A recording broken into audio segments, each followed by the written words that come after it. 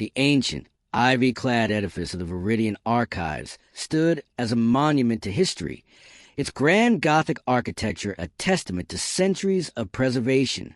Within its hushed halls, the most prized possession was the Luminaria Collection, a series of priceless 13th-century illuminated manuscripts, renowned for their vibrant colors and intricate gold leaf.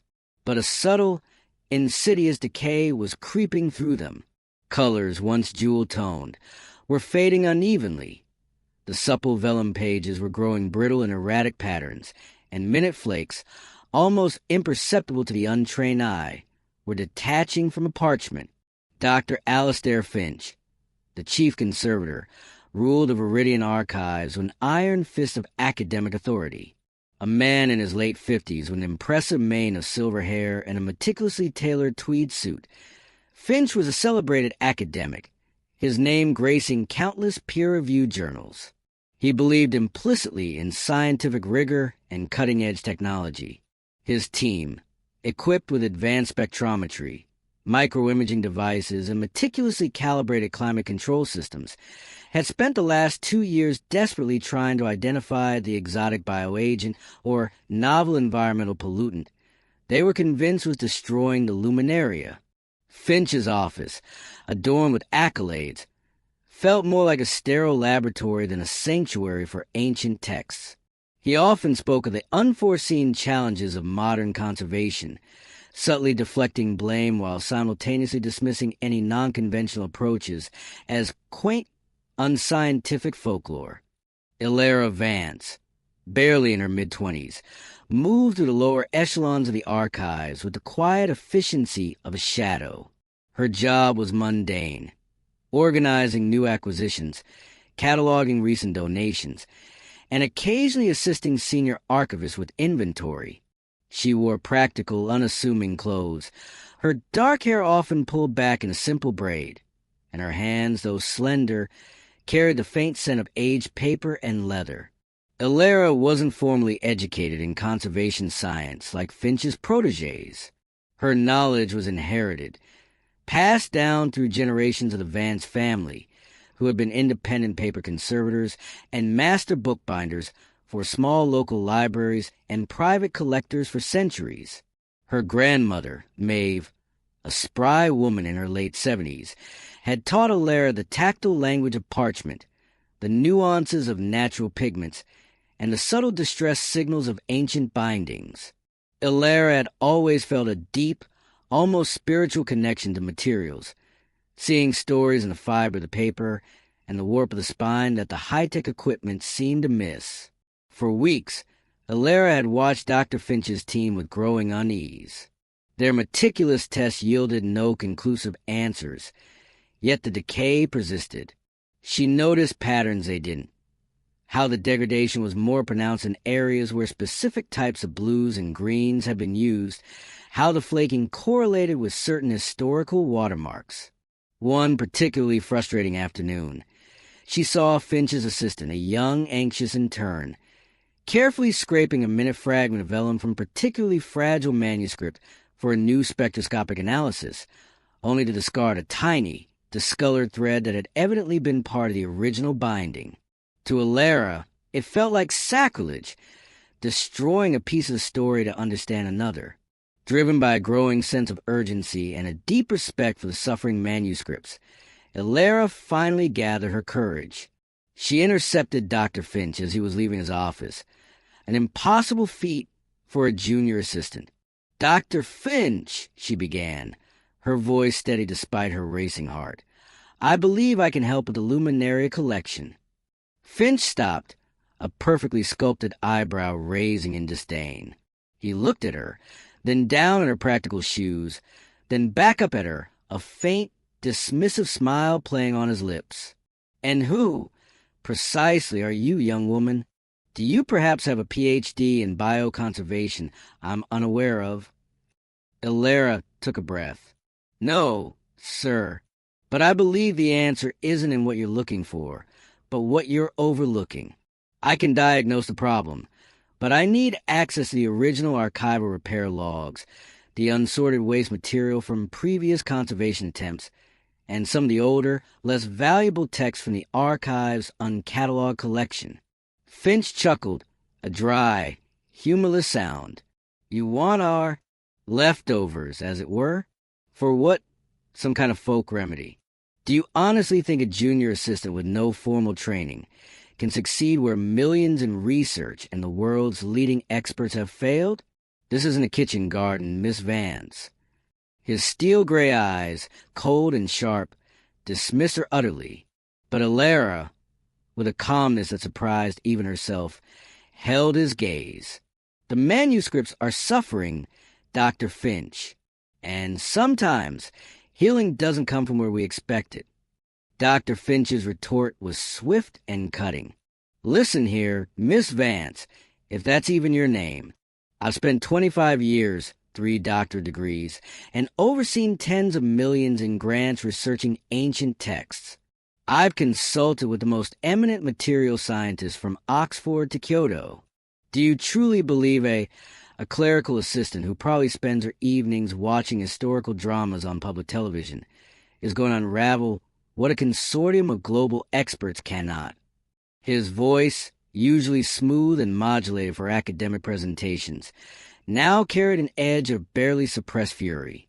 Your gut feelings and overlooked details are an insult to the scientific method and to every trained professional in this institution. He gestured dismissively towards the priceless manuscript he had been examining earlier. We are dealing with a complex biopathogen or an exotic chemical degradation, not a misaligned chakra. Now, return to your filing and leave the actual conservation to those qualified. He turned to walk away, but Elara's voice, though quiet, stopped him again. You administer the new stabilizing agent at 10 a.m. every Tuesday and Thursday, right after the rare books display cases open for climate cycling, Elara stated, her gaze fixed on him. And you often complain that the vellum feels unnaturally cold to the touch, even when the humidity sensors read perfectly within range. Finch froze, his back to her. How could she know that? He hadn't discussed the timing of the stabilizing agent application with anyone outside his immediate team, and his casual complaint about the vellum's temperature had been a private grumble, spoken under his breath. How do you know that? Finch whispered, his arrogance wavering for the first time. The mockery in his eyes was replaced by a flicker of genuine surprise, then a dawning unease. Elara had spent weeks, not out of morbid curiosity, but out of a deep empathy for the ailing techs, observing the daily routines of the conservation lab. She noticed the slight sheen on the vellum after the stabilizing agent was applied, the faint, almost metallic odor that lingered in the air, the way the pages reacted under the specific lighting of the display cases.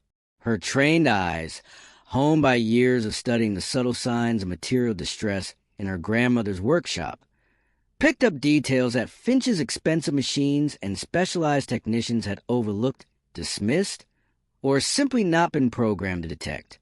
Because I see what your expensive machines and specialized doctors don't want to see, Elara replied, her tone respectful but firm. The vellum isn't just reacting to an external threat, Dr. Finch. It's reacting to our attempts to heal it.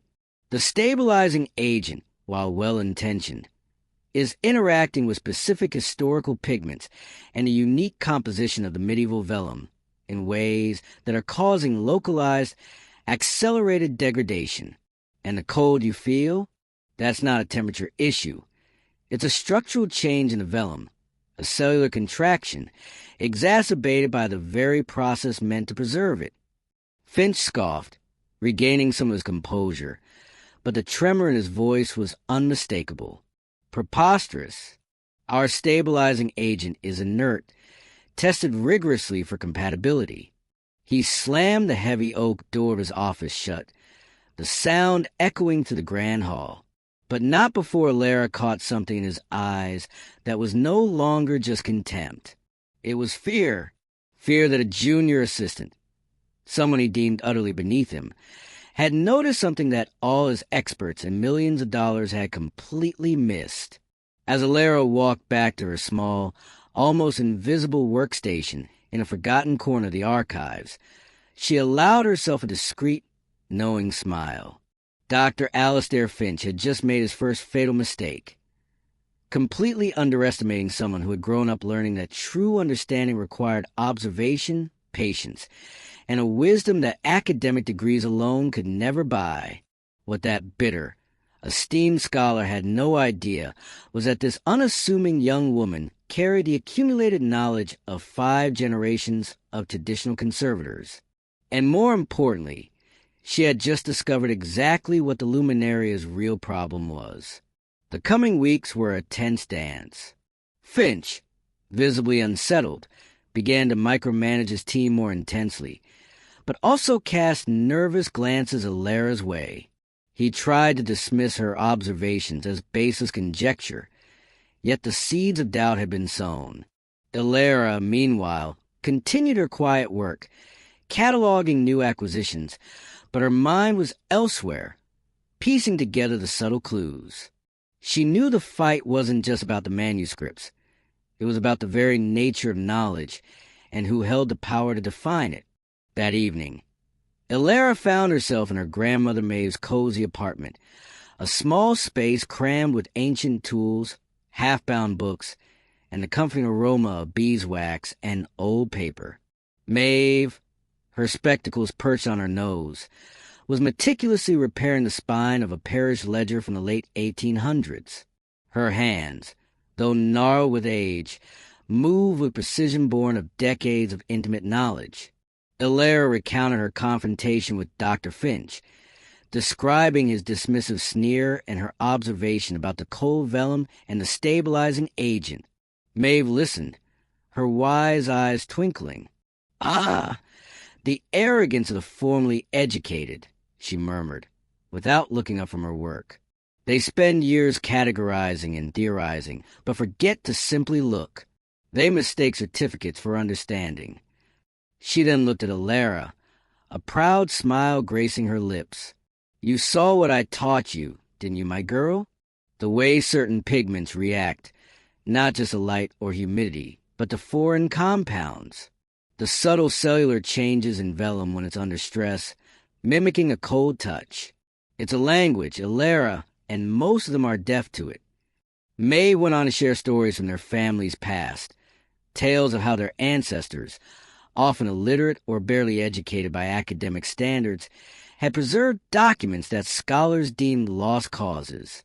"Your great-great-aunt Isolde," May began, "she saved the entire town charter of Oakhaven when a modern chemical preservative used by the city archives started turning the parchment to dust. The university professors, with all their degrees, insisted it was a new breed of mold. Isolde, she just looked at it, smelt the pages, and knew it was the interaction of the iron gall ink with the alkaline solution they'd used. Took her weeks of patient work, using only natural poultices and humidity baths, but she saved it.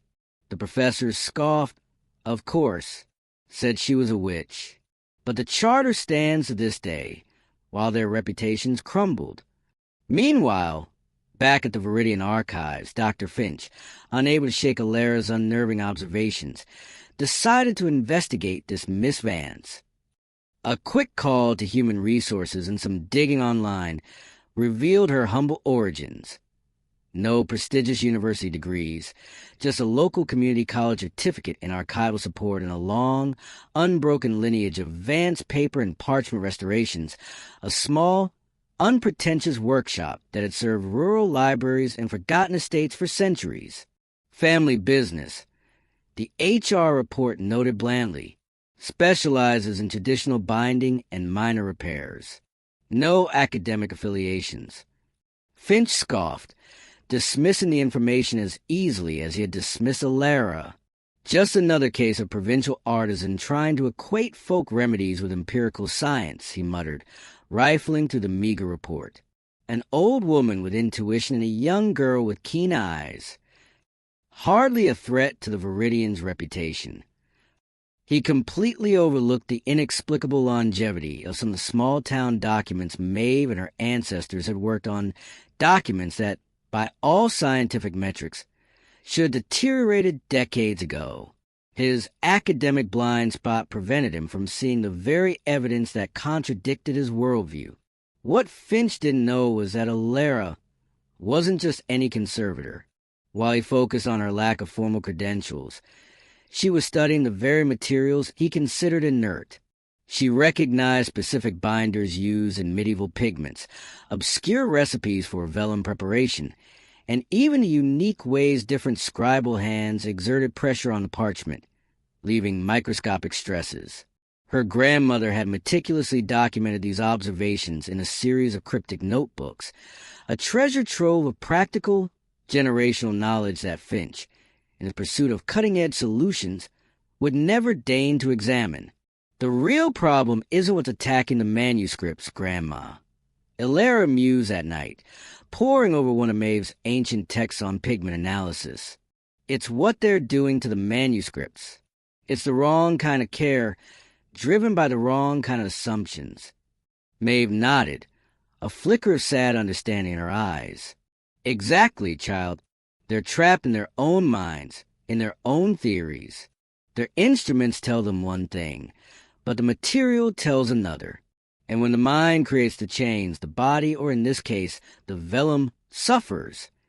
She had seen 3 similar cases in her lifetime.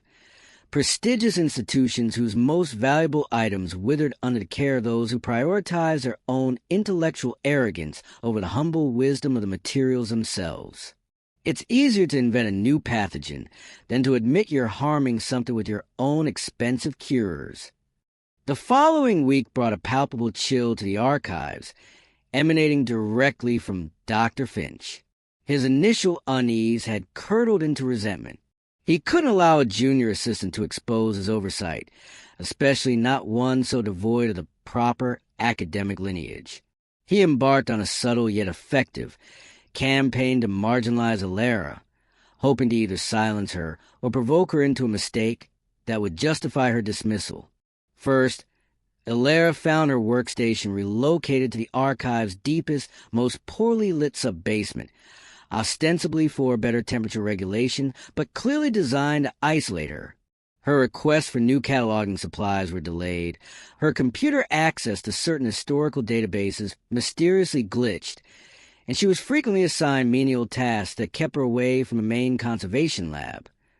Inventories of obscure donor pamphlets, dusting long-forgotten shelves, or transcribing barely legible colonial-era shipping manifests. She's trying to make me disappear. Elara confided in Maeve over their nightly cup of chamomile tea.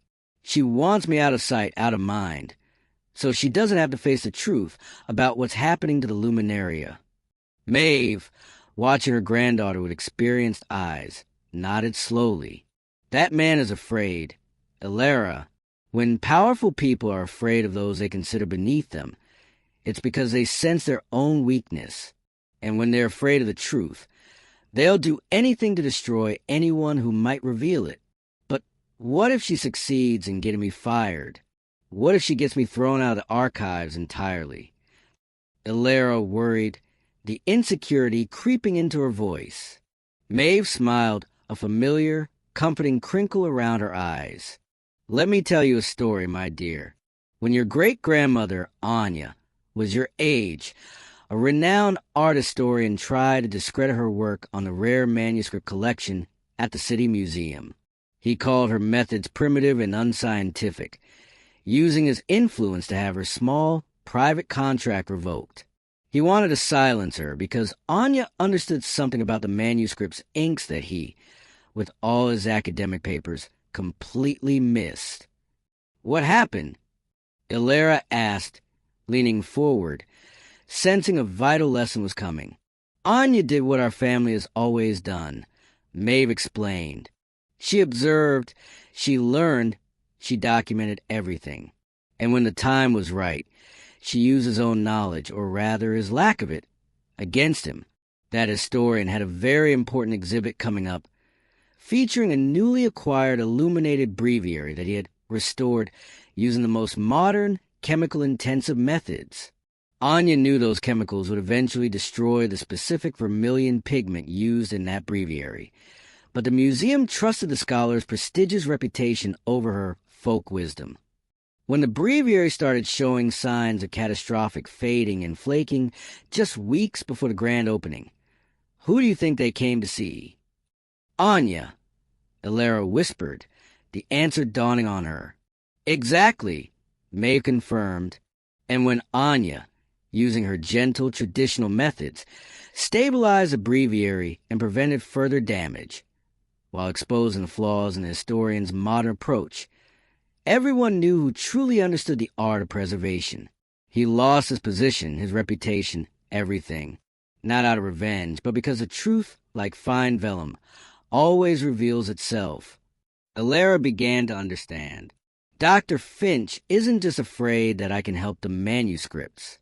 He's afraid that people will find out he rejected help from someone he considers inferior. He's afraid of being exposed as fallible. Now you're thinking like a true conservator, Maeve affirmed. We don't just heal the paper, child. Sometimes we need to heal the sick pride of an entire institution. Inspired, Elara spent her isolated hours in the sub-basement pursuing meticulous research.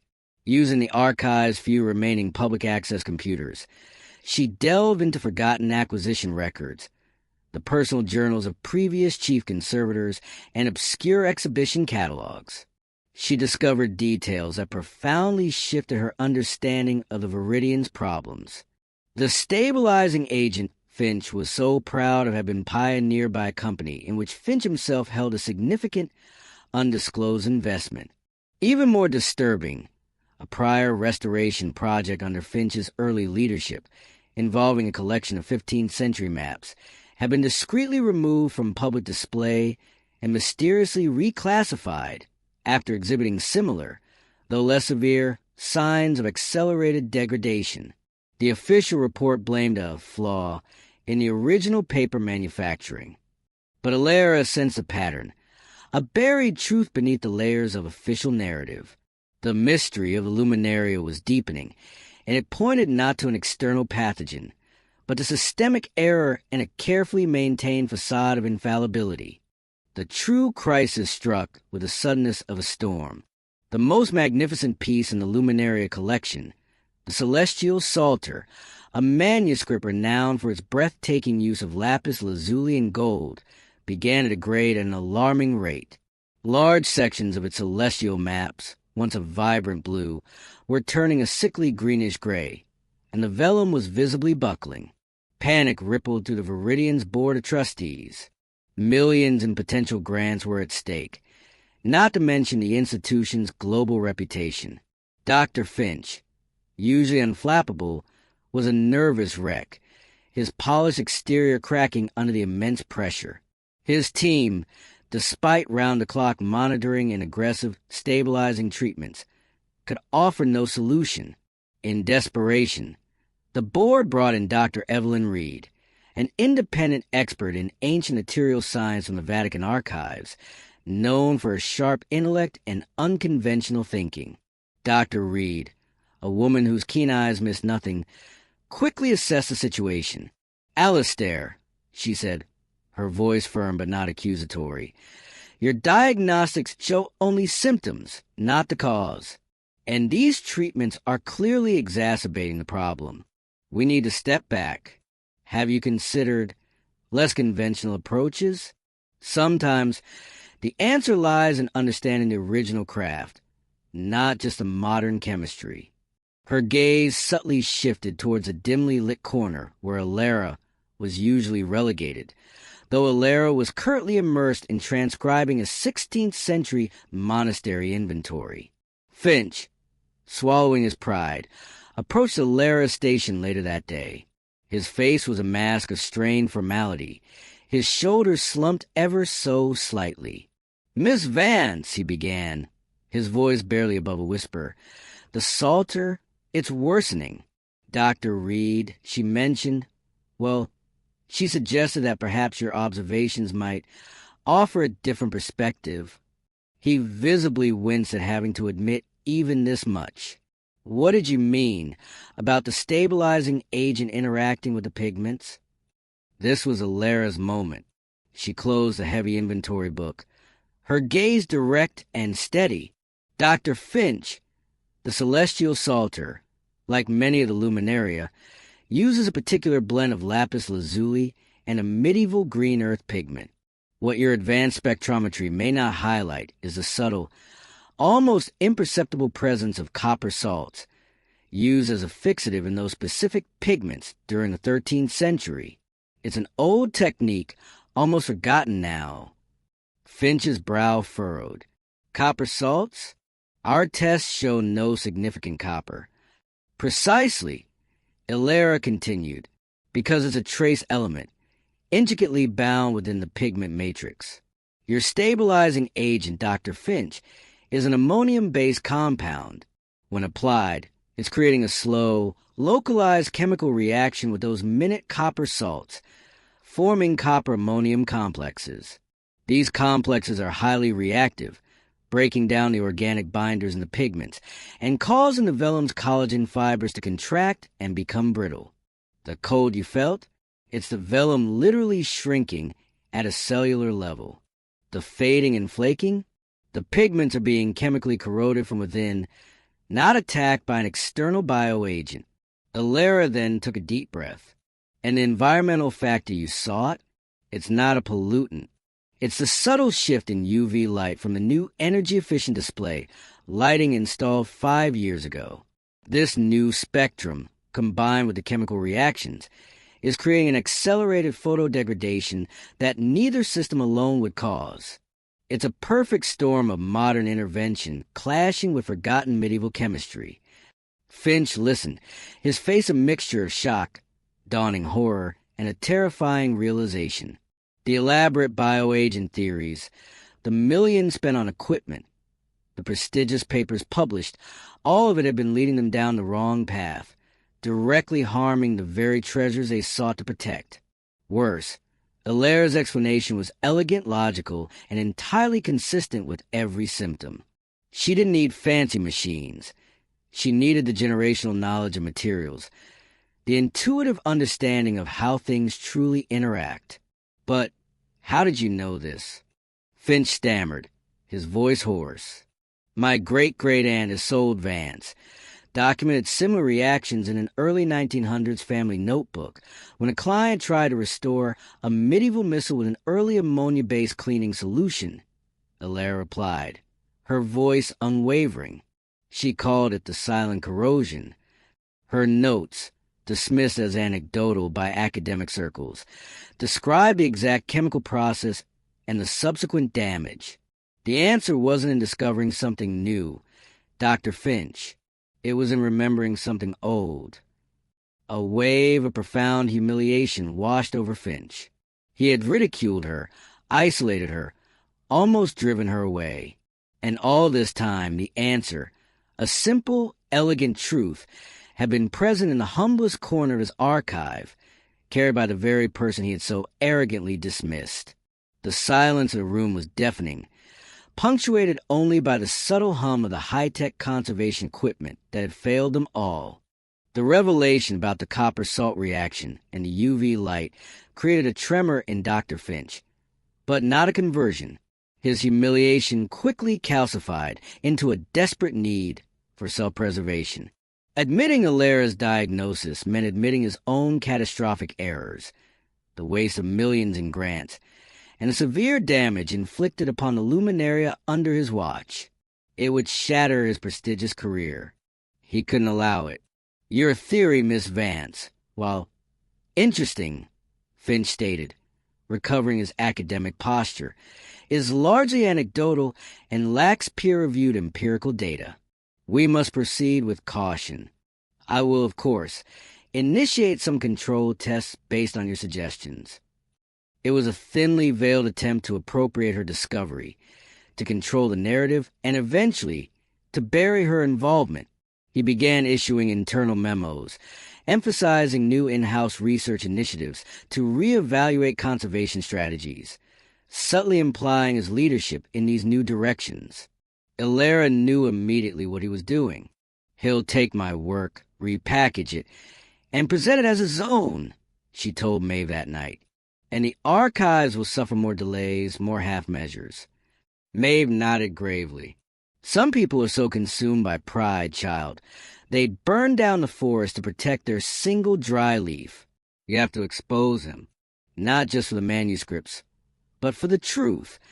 Inspired by Maeve's stories of past triumphs, Elara began to meticulously build her case.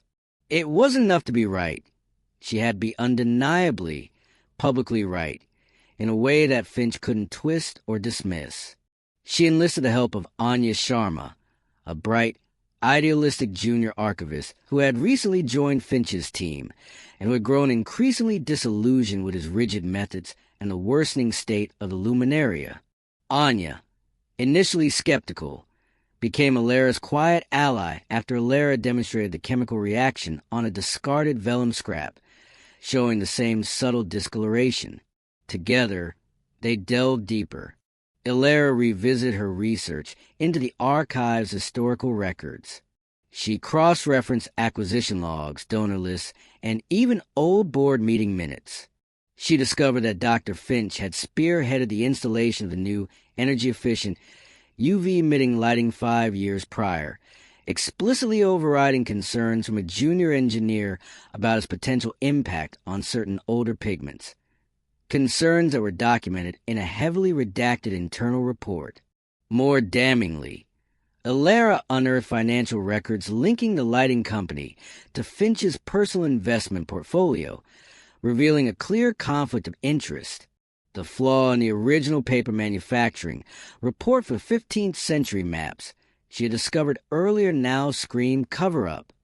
The company that provided the flawed, stabilizing agent for those maps was also tied to Finch. Elara realized the healing for the archives wasn't just about restoring the manuscripts. It was about cleansing the institution of its own moral decay. The immediate target was an upcoming gala, a high-profile event designed to raise funds for the beleaguered Luminaria collection, with Dr. Finch as a keynote speaker, poised to announce his breakthrough in identifying new conservation pathways.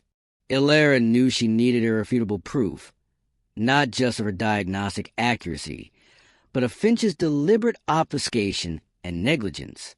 Anya, utilizing her privileged access as Finch's assistant, discreetly made copies of emails, internal reports, and even recorded a few of Finch's dismissive private phone calls, where he cynically discussed managing the narrative around the Luminaria's ongoing degradation. One recording captured Finch instructing a colleague to delay any further tests on Vance's ridiculous copper salt theory. We don't need any more distractions before the gala. The plan was audacious and dangerous. Elara wasn't just going to present a solution. She was going to expose a lie. She connected with Dr. Reed, the Vatican expert, under the pretense of seeking her advice on her ancestral conservation methods. Dr. Reed, impressed by Elara's depth of knowledge and growing suspicious of Finch's increasingly evasive answers, agreed to attend the gala as an honored guest. Elara also reached out to the retired engineer who had initially raised concerns about the new lighting, securing his original, unredacted report. Elara spent days preparing compelling yet simple visual demonstration of the chemical reaction, using identical vellum samples and various pigment combinations, some treated with Finch's stabilizing agent, others with the traditional, natural compounds her family had used for centuries. She was ready. The cure she planned would be much deeper than Finch imagined and far more painful. The Viridian Archive's annual fundraising gala was a glittering affair, the marble halls echoing with polite chatter and the clinking of champagne glasses. Dr. Alastair Finch, impeccably dressed, stood at the podium, a spotlight illuminating his silver hair, ready to deliver his keynote address on the future of ancient manuscript conservation. The board of trustees, influential donors, and esteemed academics filled the grand lecture hall. Among them, quietly seated, were Elara, Anya, Maeve, looking elegant in her modest best, and Dr. Evelyn Reed, the Vatican expert, whose presence added a layer of unspoken gravitas. Esteemed guests, Finch began, his voice radiating confidence. "We stand at a pivotal moment. The Luminaria collection, our precious heritage, faces unprecedented challenges. But I am proud to announce that, through tireless research and cutting-edge methodologies, my team and I are on the cusp of a revolutionary new approach."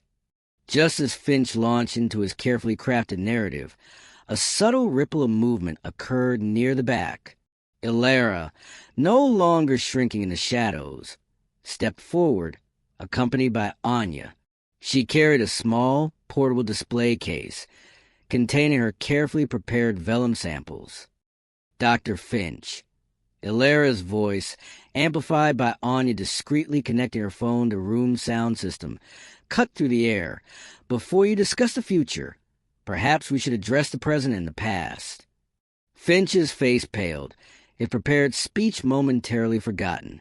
"Miss Vance, this is highly inappropriate. Security. They'll want to see this too, Dr. Finch," Elara replied calmly, as Anya began projecting images onto the large screen behind the podium. Not of ancient texts, but the internal memos, the redacted engineer's report, and the financial disclosures linking Finch to the lighting company and the stabilizing agent manufacturers. Maeve stepped forward, carrying a weathered leather-bound volume. "Alastair Finch, born May 15th, 1968, published Modern Approaches to Vellum Preservation in 1998, dismissing all traditional methods as unscientific folklore. The unforeseen environmental damage to the 15th century map collection in 2003, which you blamed our original paper flaws, was in fact caused by the very chemical preservative you endorsed and invested in. You changed the official report to protect your financial interests." The whispers in the room grew louder, transforming into an audible murmur of disbelief. Dr. Reed's eyes, fixed on Finch, sharpened with a cold, professional anger. "I treated the map collection in 2003, Dr. Finch," she stated, her voice cutting through the hall. "Your treatments exacerbated the decay. I noted the unusual interaction of the preservative with the copper-based inks, but my concerns were dismissed and my reports filed away." Elara then took center stage, her display case glowing softly. "Here, ladies and gentlemen, are 3 samples of identical 13th century vellum, treated with identical medieval pigments. Sample A untreated. Sample B, treated with Dr. Finch's revolutionary stabilizing agent and exposed to Viridian's new UV lighting. Sample C, treated with natural, traditional compounds and preserved under controlled UV-filtered light." She gestured the projector, which now showed magnified images of the 3 samples. Sample A was pristine. Sample B showed clear signs of fading, buckling, and the telltale green-gray discoloration. Sample C was perfectly preserved. "The Luminaria collection is not suffering from an exotic bioagent, Dr. Finch," Elara explained, her voice strong and clear. "It is suffering from copper salt corrosion, accelerated by your ammonium-based stabilizing agent and the institution's new UV lighting, a lighting system you personally approve, despite warnings due to an undisclosed financial interest. You have been actively harming the very documents you swore to protect, covering up your errors and enriching yourself in the process." Finch staggered, leaning heavily against the podium, his composure utterly shattered. "You can't prove any of this," he yelled, his voice cracking. Anya held up her phone, pressing play. Finch's voice echoed through the hall. "Delay any further tests on Vance's ridiculous copper salt theory. We don't need any more distractions before the gala. And later, just tell the board of the new variant of mold they'll buy it. We need those grant renewals." The hall erupted. Shock, outrage, and dawning comprehension spread like wildfire. The board members, previously deferential to Finch, now looked at him with profound betrayal. "There's more," Elara said softly, connected her phone to the portable speaker. Videos began to play, surveillance footage Anya had secretly retrieved from the conservation lab. Not of Finch walking, but of him carelessly handling irreplaceable manuscripts, wiping his hands on vellum, once even roughly forcing a brittle page flat, causing a tear, acts of casual disregard that horrified true conservators. "Stop," Finch shrieked, but his own recorded voice on the phone, cynically discussing managing donor expectations while the documents decayed, betrayed him further. He collapsed into a nearby chair, his world of carefully constructed lies crumbling around him. "You know what's most ironic, Dr. Finch?" Elara asked, as Anya helped her put away the documents. "You'll really be paralyzed now, not by any disease, but by your own actions. Your career, your reputation, your future, all gone. Without your prestigious title, your grants, or anyone to prop up your lies." Police sirens began to approach from outside, a concerned board member having discreetly called the authorities. "The real paralysis," Maeve said wisely, approaching the now-shattered Finch, "has always been in your soul, Alistair. You paralyzed yourself morally so long ago that you forgot how to truly serve these ancient texts with dignity." As uniformed officers entered the hall, Finch looked at Elara with a mixture of hatred and grudging respect. "How did a junior assistant manage to destroy my entire life?" Elara smiled with the calmness of someone who had learned that justice sometimes requires patience, observation, and the courage to stand up to those who consider you inferior. "Very simple," she replied. "You completely underestimated someone who grew up knowing that understanding requires intelligence, not privilege. And you forgot that sometimes the most powerful remedies come from where we least expect them." 6 months after Dr. Alistair Finch's spectacular public collapse, the transformation of the Viridian Archives was more profound than anyone could have imagined. The institution, once a bastion of rigid academic privilege, was now a vibrant center of innovation, dedicated to a holistic approach to conservation. The massive endowment Finch had mismanaged was largely recuperated through civil suits and the sale of his forfeited assets, now redirected towards new, ethically guided initiatives. Elara Vance, at 25, had become the youngest head of a newly established traditional and integrated conservation department in the Viridian's history. Her full scholarship to a prestigious university, studying advanced materials science alongside her ancestral techniques, was a testament to her unique capabilities. But what made Maeve most proud was that Elara had turned down dozens of lucrative private consulting offers, choosing instead to focus on building a new generation of conservators who blended the best of both worlds. Finch, who had once discarded traditional wisdom in favor of expensive, flawed cures, now faced multiple charges of fraud, professional negligence, and conflict of interest. He lost his academic licenses and his significant investments. He was seen working as a low-paid assistant in a small, provincial archive, carefully cataloging new acquisitions. Ironically, a job much like Elara's old one, but without any of the inherent wisdom. It was a perfect, bitter irony for someone who had scorned unscientific methods while participating in a multi-million-dollar institutional scam. Dr. Evelyn Reed, the Vatican expert, now served on the Viridian's advisory board. "Elara showed me that I spent decades looking only at molecular structures," she confessed in a national interview. "I forgot that real conservation begins with observing the entire artifact, its history, its context, its materials, as a living story. That young woman taught me more in 6 months than I learned in decades of expensive specializations." The Viridian Archive themselves had been completely revitalized. The Luminaria collection, under Elara's gentle, traditional methods, had stabilized and even begun to regain some of its lost vibrancy. The damaged maps were painstakingly restored. The entire community, previously intimidated by the Viridian's stuffy grandeur, now saw it as a place of genuine learning and preservation. Young people from diverse backgrounds, inspired by Elara's story, flocked to new programs designed to identify and nurture talent in fields traditionally overlooked by academia. Finch did indeed develop issues with his hands in his new, humble role. The constant, repetitive motion of cataloging, combined with stress and depression, caused genuine carpal tunnel syndrome and tremors.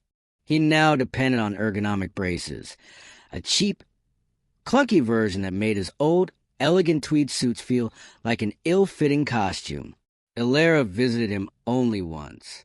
She looked at him across a dusty table piled with old community newspapers, his eyes dull, stripped of their former arrogance. "Why did you come here?" he asked, his voice a hoarse whisper. "To ensure you understood," Elara replied softly. "I never want to destroy you. I just wanted you to stop destroying what we cherished, and stop trying to destroy us." "You were just a girl," Finch mumbled, shaking his head. "And you were an esteemed scholar with all the resources in the world," Elara countered, her gaze unwavering. "Who really should have known right from wrong, what was truly valuable and what was truly damaging." Finch finally understood the magnitude of his smallness. A junior assistant, a girl with no formal degrees, had possessed more wisdom and integrity than he had in his entire privileged life. Elara's story became a case study in universities across the country. The Vance effect forced institutions to recognize that exceptional intelligence comes from everywhere, especially where they least expect it. Programs were created to identify talent in communities traditionally ignored by academia. Maeve continued to run her small, beloved workshop, now often collaborating with the Viridian. She trained a new generation conservators who combined ancestral knowledge with modern science, proving that true wisdom knew no social or academic barriers. Finch became an example in ethics classes about how privilege without character leads to self-destruction. When former colleagues asked how a celebrated academic ended up there, the answer is always the same. He underestimated someone he considered inferior and paid the price for his arrogance. The real lesson wasn't about a junior archivist defeating a cruel scholar. It was about how society ignores wisdom when it comes from people who don't fit our preconceptions about who should be smart or worthy of respect. Elara proved that the most powerful healing is not for the physical deterioration of artifacts, but for the toxic beliefs that prevent us from recognizing value in every human being, regardless of background, formal education, or perceived social status. Finch tried to destroy Elara, but ended up destroying himself. Elara learned that true healing isn't just about restoring broken objects. It's about transforming minds closed by prejudice into hearts open to recognizing greatness where it truly exists.